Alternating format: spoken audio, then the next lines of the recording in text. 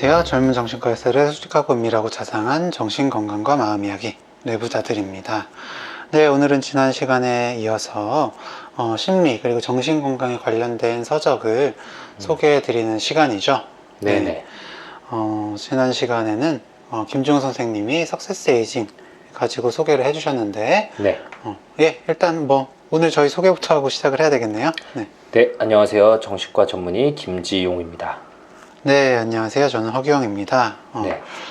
어쨌든 이어서 하다 보니까 오늘도 둘이서 진행을 하게 됐고요. 네네. 네, 요번에는 제가 네. 어느 날 갑자기 무기력이 찾아왔다 라는 책을 소개해 드리려고 합니다. 네네. 네, 요거는 뇌부자들 이제 허규영 이름으로 해서 추천사가 나간 책인데요. 네. 네, 이 부제는 일단 우울증과 번아웃 사이에서 허우적대는 나에게입니다. 네, 허경 선생님께서 추천사를 쓰셨습니다. 네. 추천사 내용이 이렇게 돼 있다고 해요. 네, 무기력을 떨쳐내고 에너지를 찾는 방법들을 과학적이며 체계적으로 알려준다. 이웃과 친구, 주위 정신과 의사들에게도 일독을 권한다.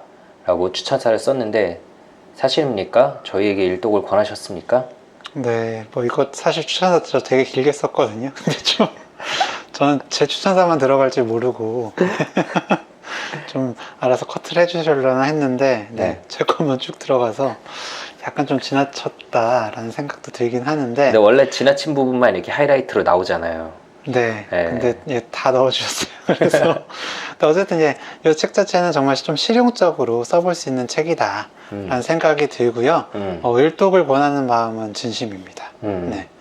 일단 요 저자가 어떤 분인지 좀 소개를 부탁드릴게요. 네. 이름이 멋있네요. 클라우스 베르나르트. 네, 독일의 정신요법 의사이자 베스트셀러 작가라고 합니다. 20여 년 동안 과학 및 의학 전문 기자로 일하며 우울증과 번아웃이 심리적 원인은 물론 신체적 원인으로도 비롯된다는 사실을 발견했다. 이후 정신요법 의사가 되어 수많은 환자들을 치료하며 우울증과 번아웃을 극복할 방법들을 찾아냈다. 출간 즉시 유럽 유명 주간지 슈피겔에서 무려 23주간 베스트셀러라는 역대 최장기 기록을 세웠다. 이전에 지은 책으로 어느 날 갑자기 공황이 찾아왔다가 있다. 네. 요거 보면은 참 23주간 이런 어떤 과학의학 관련한 이런 책이 베스트셀러였다라는 거 보면은 유럽에서 참 번아웃을 많이 겪고 또 관심이 많은 것 같아요. 네네. 저는 이제 개인적으로 쓴 책이 다음 달쯤에 나올 것 같은데 23주 부럽습니다. 네, 책 이름 뭐라고요? 네, 저는 어쩌다 정신과 의사라는 책을 이름으로 아마 나올 것 같은데요. 네, 이거 약간 어쩐지 정신과 의사 되고 싶다라는 약간 그런 느낌인데 저희 전작에 약간 연장된 느낌으로 그 책 다음에 또 소개 좀 부탁드리고 네네. 일단 그 번아웃이 뭔지 좀 설명해 주신다면 저희가 번아웃을 얘기할 때마다 이거를 저희가 항상 언급하죠. 한 조사에서 직장인의 95%가 적어도 한 번은 번아웃을 경험해 봤다라는 충격적인 조사 결과가 있다고 하는데요. 진짜 믿기 힘들다고 느끼면서도 근데 진짜 다 그런 것 같기도 하고요. 네, 어느 순간 갑자기 지쳤다고 느끼고 무기력해지고 의욕이 떨어지는 상태죠. 보통 가장 흔하게 동반되는 증상이 이제 불면, 기억력 저하, 그리고 쉽게 짜증나는 거 이런 등의 증상을 정말 진료실에서도 자주 듣습니다. 맞습니다. 이 책에서는 이제 울리 셔퍼라는 작가의 좀 글을 인용해서 설명을 했어요. 정신이 육체에게 말했다. 네가 어떻게 해봐. 이 사람은 내 말은 들어먹질 않아. 네 말은 들을지도 모르잖아. 일단 육체가 정신에게 말했다. 그럼 내가 아파 볼게. 그럼 이 사람이 너를 위해 시간을 낼 거야. 라고요. 정신과 육체가 이렇게 딱 나뉘어져 있는 건 아니지만, 어떤 느낌은 잡으시지 않았을까 싶어요. 그럴듯한 표현이네요. 그러니까 좀, 쉬어야 하는 시기라는 거죠. 사실 근데 그거 다 알잖아요. 다 아는데. 이 말 하면은 진짜 되게 좀 쉬셔야 됩니다. 이러면은 저를 되게 현실 물정 모르는 사람 혹은 되게 원망스러운 눈빛으로 이렇게 쳐다보세요. 그죠. 내가 그걸 몰라서 여기 왔겠느냐. 네. 맞습니다. 네, 저희도 몰라서 하는 얘기는 아니고 네. 본인도 아실 텐데, 네, 사실 현실적으로 어려우니까. 네네. 네. 그래서 좀 더 구체적인 방법을 원하시고 저희도 좀 구체적인 팁을 드리면 좋을 텐데요. 일단 이 책은 총 6장으로 구성이 되어 있어요. 네, 첫 번째 장은 우울증과 번아웃을 둘러싼 진실과 거짓. 네. 그리고 두 번째 장은 우울증 원인 10가지. 세 번째 장은 잘못된 믿음 문장의 힘. 네 번째 장은 번아웃의 원인 10가지. 다섯 번째 장은 뇌를 이용한 새 출발. 여섯 번째 장은 우울증과 번아웃을 극복하는 5가지 방법. 네, 이렇게 되어 있습니다. 네, 일단 빨리 써먹게 저는 6장부터 좀 보고 싶네요. 아, 네. 당장 극복하는 내일 5가지 방법. 네, 내일이라도 당장 써먹게. 네, 진료실에서 아는 척 말하게. 네. 네. 네, 우울증과 번아웃은 다르다. 그리고 번아웃은 항우울제로 치료하는 게 아니고, 그리고 또 워라밸을 지키는 것만으로는 빠져나올 수 없다. 이런 이야기들이 적혀 있다고 해요.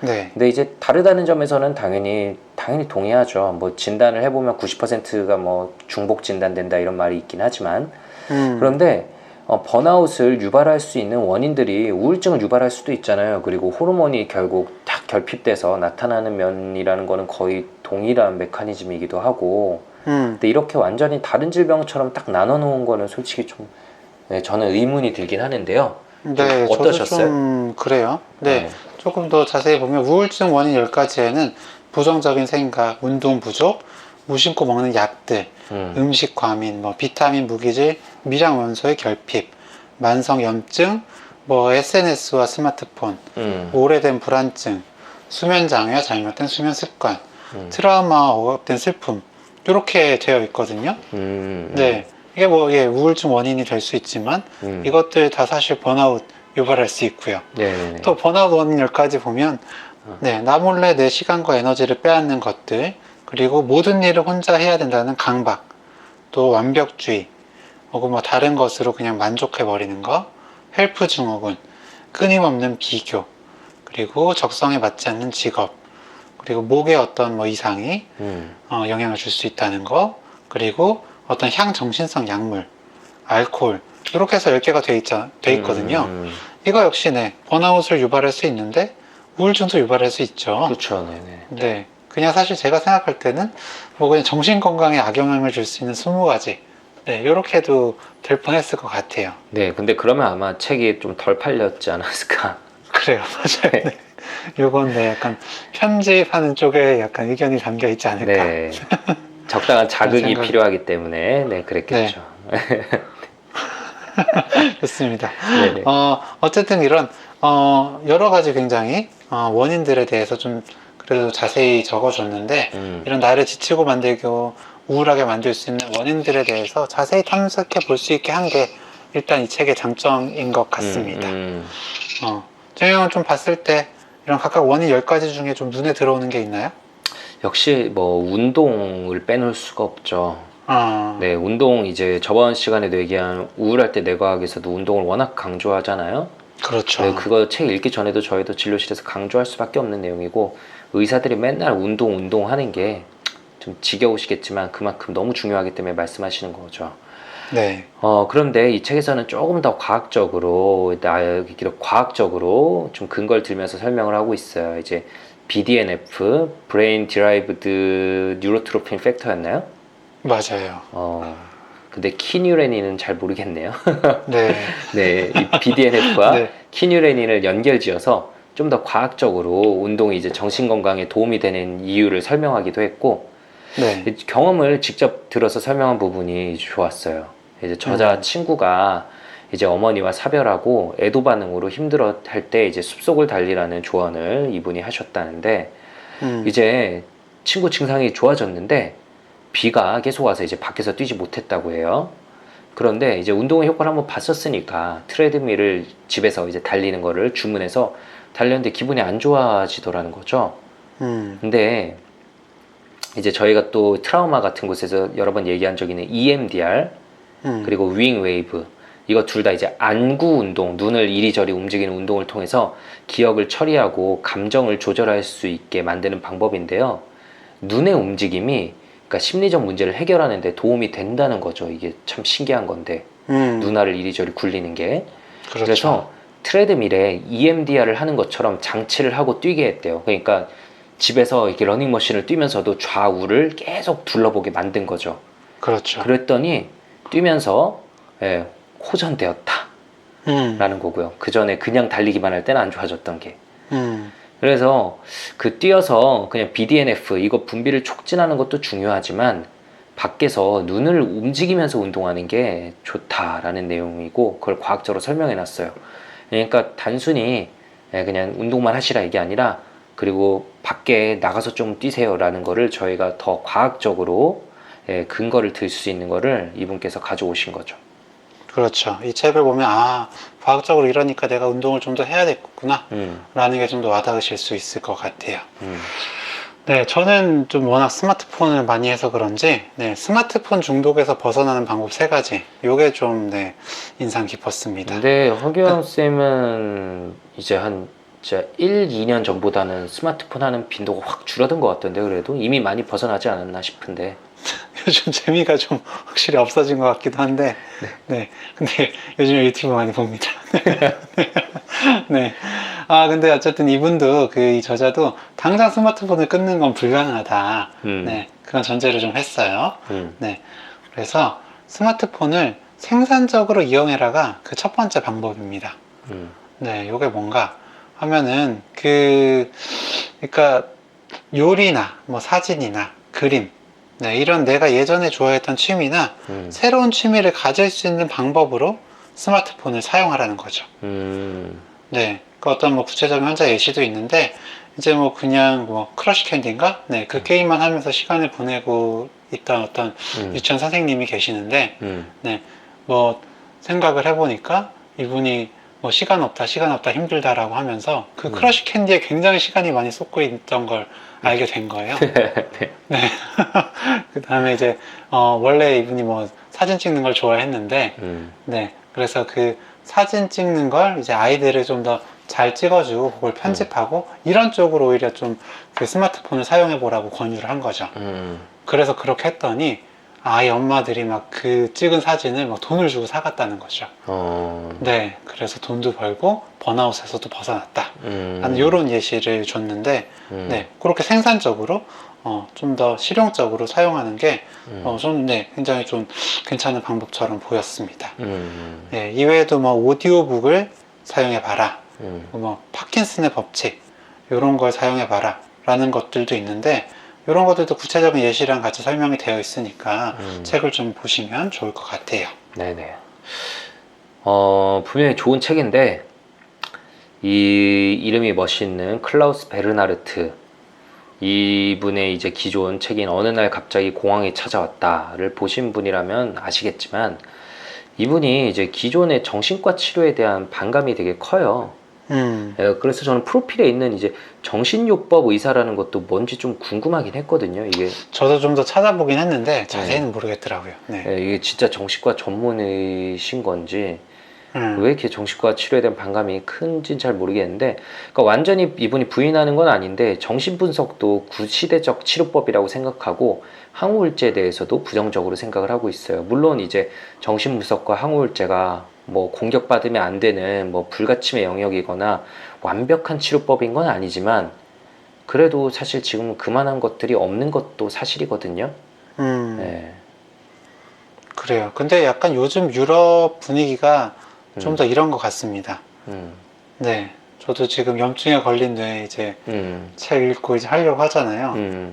정신 분석은 이제 비용 대비 효과가 없다. 그쵸. 가성비 떨어지는 건 사실이죠.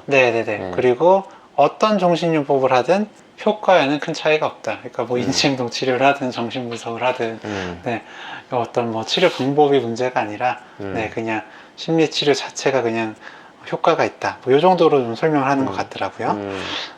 어쨌든 뭐 약간 유럽 분위기가 좀 더 그런 것 같고, 저 역시 뭐 추천사를 쓰기로 했지만 약간 그 부분들이 좀 마음에 걸리고 아쉬웠어요. 근데 이 책의 저자가 책에 쓴 것처럼 항우울제가 만능이 아니다. 그리고 정말 여러 복합적인 원인들이 우울하게 만든다 라는 부분에 대해서 저도 동의를 합니다. 네, 저도 동의합니다. 그렇지만 이 책에서는 신경전달 물질과 우울 사이에 과학적인 근거가 없다라고 주장을 하는데 사실 요거는 여러 과학적인 근거가 밝혀져 있잖아요. 아, 당연하죠. 그렇죠. 네네네. 네. 그렇기 때문에 필요한 사람에게는 사용하는 것이 맞다라고 생각을 하는데 근데 이 클라우스 베르나르트는 본인이 이제 뭐 우울증으로 힘들어할 때 친구이신 가정의학과 의사한테 항우울제 처방을 받았다고 해요. 근데 이제 이거는 부작용만 큰 약이고 효과는 볼 수 없는 약이기 때문에 받아만 놓고 약간 뭐 나는 이게 있으니까 라는 그런 심리적 위안 효과만 얻었다고 합니다. 그만큼 좀 그 항우울제 자체에 대한 불신이 좀 크신 분인 것 같아요. 답정너가 있으시군요. 네. 네. 어쨌든 그 기존의 치료법을 별로 안 좋아하는 그런 의사다 보니까 현재 당면한 문제를 좀 더 실용적으로 다룰 수 있는 방법에 대해서 많이 고민을 하고 생각을 했던 것 같고요. 네, 그래서 더 병원에 가지 않는 분들께 도움이 될 수 있을 것 같습니다. 네, 그런 부분은 저희가 확실히 인정할 부분이겠죠. 네, 저희보다 이제 오히려 약을 안 쓰면서 본인이 할 수 있는 부분, 실용적인 부분들에 더 파고들면서 그 오랜 경험을 바탕으로 쓴 책이니까 저희가 배워야 할 부분도 많이 있는 부분인 것 같아요. 그리고 이분은 이제 되게 질문을 공격적으로 하세요. 그러니까 약간 바로 직면한다고 할까? 그러니까 뭐 잘못 생각하고 있는 부분에서 직면을 한다든지, 그리고 가이드를 되게 그 내담자 어떤 환자분의 생활에 이렇게 관여해도 되나? 라고 싶을 정도로 되게 조언을 구체적이고 네, 직접적으로 하더라고요. 네, 뭐 또 분명히 그런 걸 더 좋아하시고 그게 필요한 분들도 있으시겠죠. 네, 뭐 정답은 없는 거니까. 네. 네, 이 책에는 그리고 또 이제 믿음 문장에 대해서 얘기하는 게 나오죠. 네. 네, 나를 힘들게 만들 수 있는 믿음 문장. 그러니까 한마디로 이제 생각의 오류, 인지 왜곡 중 하나로 볼 수 있겠는데요. 뭐 예를 들자면 많이 듣는 말이죠. 다른 사람에게 짐이 돼서는 안 돼. 네, 이런 마음으로 힘든데도 다른 사람들한테 힘든 이야기 못 하시는 분들 너무 많죠. 맞아요. 네, 회사에서도 다른 사람들한테 일 못 맡기고 자기가 다 짊어지고 가다가 번아웃 오시는 분들 정말 많이 뵙는데요. 맞아요. 그렇기 때문에 이야기를 해야지 문제의 원인을 찾아서 빨리 나올 수 있고 그게 결국엔 주위 사람들에게도 좋다. 그러니까 믿음 문장을 바꾸어 보라 라고 이 책에서 권유하고 있습니다. 네, 뭐 어딜 가든 똑같아 라는 믿음 문장도 소개를 해주는데요. 저도 뭐 떠오르는 게 여러 차례 이제 직장에서 상처받고 힘들었던 경험이 있으신 분인데, 네, 그러다 보니까 다른 회사에 가서도 내가 이전 회사에서 폭언 듣고 마음고생 했던 것처럼 새로운 회사도 마찬가지일 거야 라는 생각에 그냥 계속 버티면서 힘들어만 하고 계셨습니다. 맞아요. 저도 이런 분이 많이 뵌 것 같아요. 예, 그러다 이제 결국엔 그만두셨어요. 결국에 그만두고 이제 이직을 하셨는데, 네, 갑자기 막 얼굴이 달라지셔서는 너무 지난 회사랑 다르다. 똑같은 상황이었는데 전에는 혼을 냈는데 왜 혼을 안 내지? 라는 생각에 막 적응이 안 되고 막 불안하다 라고 하시더라고요. 네네네. 네, 이런 경우가 정말 꽤 있고요. 네. 네, 정말 어디 가든지 똑같지 않거든요. 그쵸. 근데 참 이 어딜 가든 똑같다 라는 이런 믿음 문장을 가지고 계신 분들이 많이 계신 것 같습니다. 네, 저희가 뭐 회사 생활을 해보진 못했지만 사실 대학병원이란 게 일종의 회사잖아요. 네, 되게 큰 회사죠, 대학병원은. 네. 저희도 나름 대기업에 근무했었다고 할 수 있는데 5년 정도 저희도 근무하면서 진짜 별의별 경험을 다 했고 막 진짜 와 대학병원은 이건 대박 막 이렇게 생각했던 것들이 나중에 다른 병원 출신 친구들이랑 얘기하다 보면은 너무 많이 다른 부분들이 있더라고요. 맞아요. 다 달라요. 네. 네. 진짜 대기업에서 운영하는 병원들은 또 다르더라고요. 저희가 상상할 수 없는 복지 시스템도 있고, 네네, 저희가 괜히 좀 악명이 높은 게 아니구나 라는 걸 느낄 때가 많았는데, 네, 그러니까 분명히 한 번 혹은 2번 연속으로 나쁜 경험을 했다고 해서 반드시 그거를 성급한 일반화를 할 필요는 없는데 사람의 마음에서는 진짜 오히려 이제 앞으로의 변화가 본인을 더 힘들게 할 수 있다는 생각에 자신을 지키기 위해서 이런 나타나는 리액션들이 더 결국에는 안 좋은 영향을 미치는 경우도 있는 것 같습니다. 네, 그래요. 그리고 또 믿음 문장 챕터는 아닌데 네. 네, 생각의 문제로 일반화도 언급을 해줬죠. 네네네. 네, 그래서 낮 12시에 오늘 다 너무 힘들었어. 네, 네, 사실 12시에. 네, 다 너무 힘들었을 리가 없죠. 그렇죠. 네네네. 네. 아직 일단 절반밖에 오늘, 안 가기도 했고. 오늘 다 네. 라는 게 이제 잘못됐고, 네네. 네, 12시인데. 네. 근데 이거 형 되게 자주 하던 말이잖아요. 요즘에 확실히 좀 덜 하는 것 같긴 한데. 네, 좀 성숙해졌습니다. 네, 그래요. 하여튼 근데 어쨌든 실제로는 뭐 그렇지 않은데도 불구하고 말로 일단 오늘 다 너무 힘들었어 라고 해버리면 정말로 그렇게 생각이 들어요. 네네. 오늘 하루 다 뭔가 망친 것 같고 다 더 피곤한 것 같고 이런 마음이 듭니다. 그래서 이런 거 하나하나도 내가 잘못 생각했구나, 일반하고 있구나 라는 거 알아차리면 좋겠죠. 그리고 또 진료실에서 많이 듣는 얘기인데 오늘 하루 아무것도 안 했어. 예, 요거 얘기 좀 많이 들으시지 않나요? 네, 그쵸. 근데 그럴 리가 없죠. 일단 병원에 오셨는데, 네, 네, 병원에 오신 것 자체만으로 이미 스케줄 하나 하셨는데 아무것도 안 했을 리가요. 그렇죠. 그리고 네. 보통 병원에 오실 때 씻고 오십니다. 네. 예, 그리고 뭐 아무것도 못 드시고 오시는 분 계시지만 간단히 뭐라도 드시고, 네, 그리고 뭐 오는 길에 버스든 지하철이든 뭔가 대중교통 이용도 하시고, 네, 오면서 뭘 보기도 하시고, 핸드폰도 하시고 하셨는데, 어쨌든 아무것도 안 했어 라고 이야기를 하는 순간 정말 자책을 할 수밖에 없어요. 그쵸. 더 우울해지죠. 네, 맞습니다. 그러면 네, 힘들어지고 더 번아웃 될 수밖에 없죠. 오늘 하루 아무것도 안 한 게 아니라 오늘 하루는 조금 뭐 늦게 시작됐어. 네, 오늘은 아직 안 한 게 좀 있지만 이제 하면 돼. 이런 식으로 약간 다르게 생각할 수가 있는 거죠. 맞습니다. 이것과 또 비슷하게 마음대로 되는 게 하나도 없어 라는 말을 정말 많이들 하시는데 거의 똑같은 말인 것 같습니다. 그러게요. 네. 저희 딸도 요즘에 그런 얘기를 해요. 네, 초콜릿 달라고 하는데 안 돼 라고 하면은 내 마음대로 되는 게 하나도 없대요. 그래서 유리 뭐 이렇게 놀아달라고 하면 이렇게 해주고 요거 달라고 했을 땐 뭐 주고 하지 않았냐 라고 하는데 네. 약간 그런 생각이 들더라고요. 네. 인지행동 치료하고 있네요, 내 집에서. 네, 나는 숙제도 하기 싫은데 해야 되고, 그러면서 마음대로 되는 게 없대요. 네, 그런 생각에 좀 겹치는 부분이 있는 것 같습니다. 네. 네, 그리고 이외에도 뭐 완벽주의라든지 헬프 증후군, 네, 이런 성격적인 부분이나 혹은 뭐 약이나 술, 뭐 음식, 혹은 뭐 무기질, 이런 먹는 거, 섭취하는 것과 관련된 내용들도 언급이 되어 있어요. 네, 사실 이런 부분도 앞으로 분명히 연구가 더 많이 되면은 뭐가 나오긴 하겠죠, 언젠가는. 그러니까 무기질, 뭐 비타민 이런 것들도 사실은 아직 뭔가 완전한 정답은 없잖아요. 누구는 더 먹으면 좋다. 누구는 이미 뭐 영양 과잉의 시대다. 절대 필요 없다라고 하시기도 하고. 네, 저희 뇌부자들 댓글창에서도 가끔씩 보여요. 뭐 무슨 무기질, 뭐 혹은 무슨 영양제를 먹고 확실히 좋아졌다. 그리고 그걸 진료실에서도 가끔 듣거든요. 네. 근데 보면은 뭐 대부분의 경우는 그냥 이분이 좋아질 때가 돼서 그런 거 아닌가 싶기도 하지만 가끔씩은 진짜 그 약이 영향을 좀 미친 건가? 이런 생각이 들 때도 있거든요.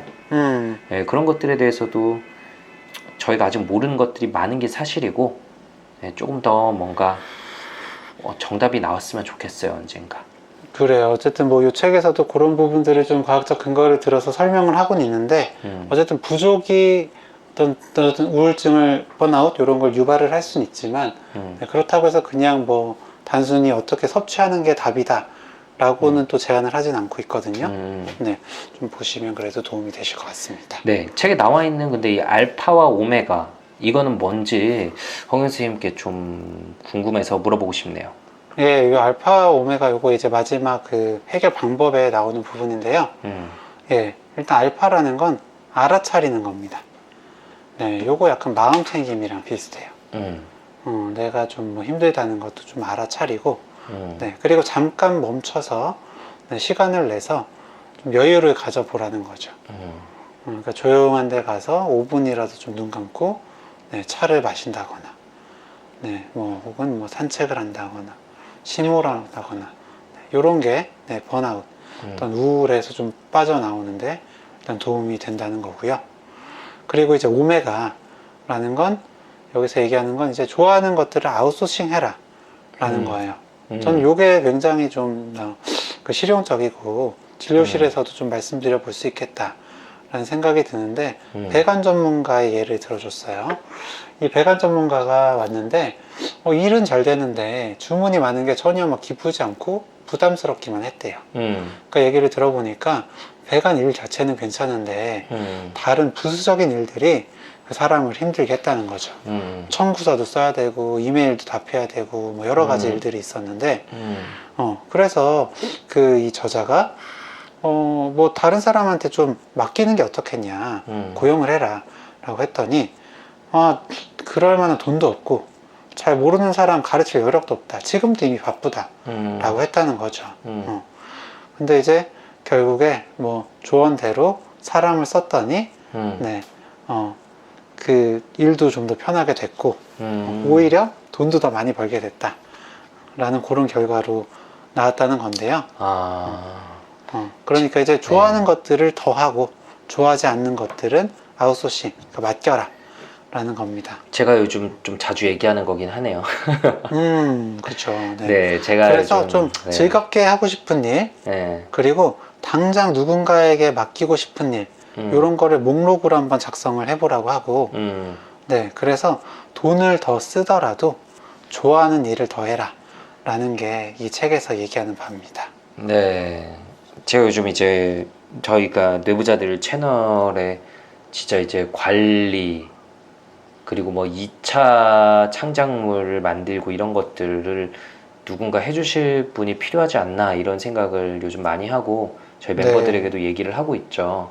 네. 저희가 그동안 사실 유튜브 이제 영상 편집 딱 그거 말고는 모든 걸 저희가 다 해오고 있잖아요. 그렇죠. 네, 이메일 연락, 뭐 전화하는 거, 뭐 편집하는 거. 근데 그러다 보니까 업로드하고 뭐 근데 SNS에 업로드하는 것도 제가 보통은 하고 있는데 그래서 요즘은 빵꾸가 너무 많아요.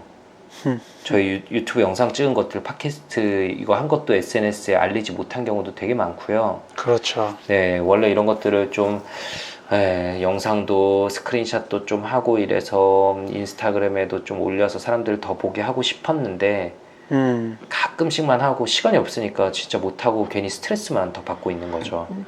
맞아요. 결국 이거를 저희도 아웃소싱이 필요하지 않나, 누군가에게 당연히 금전적인 걸 드리면서 같이 일할 사람을 찾아야 되지 않나 이런 생각을 하면서도 그럴 시간이 사람과의 시간이 없어가지고 못하고 있는데 진짜 죄송하기도 한 게 저희한테 연락 온 분들 저희의 도움을 바라고 혹은 정말로 이벤트 당첨돼서 뒤늦게 연락 오신 분 이런 분들께도 제가 죄송하다 늦게 알았다 이제 보내드리겠다라고 답장 드리고서도 또 아직 못 보내드리고 있는 것도 있어요.